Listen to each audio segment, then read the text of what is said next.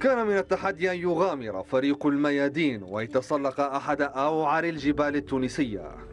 هدفنا كان خوض غمار مرتفعات جبل زغوان لاكتشاف أحد أجمل المغاور الجبلية على ارتفاع 1000 متر فوق سطح البحر.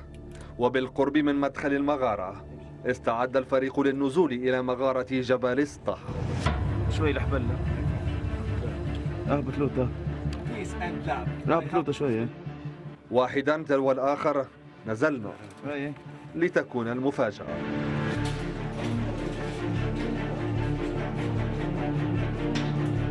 قطرات المياه نحتت أروع التشكيلات الصخرية الذهبية، انسيابها بين الصخور نحت أروع النوازل البلورية لتتكون خصائص طبيعية فريدة من نوعها في تكوينات صخرية رائعة الجمال.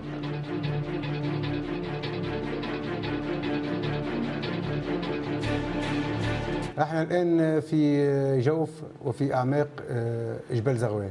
يمتد الجبل طول 9 كيلومتر، عرض 3 كيلومتر ونص.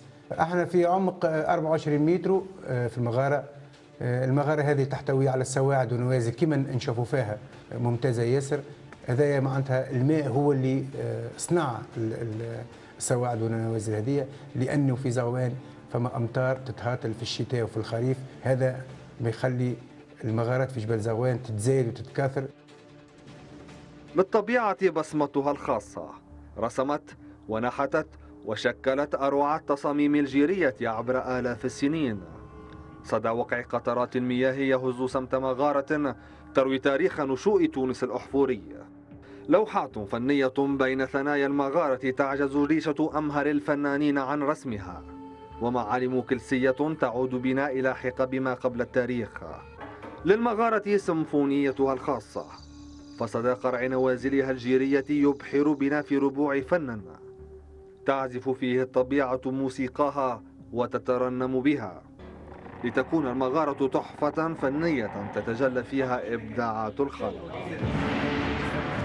أمن الله المنصوري من مغارة جبل سطح، تونس الميادين.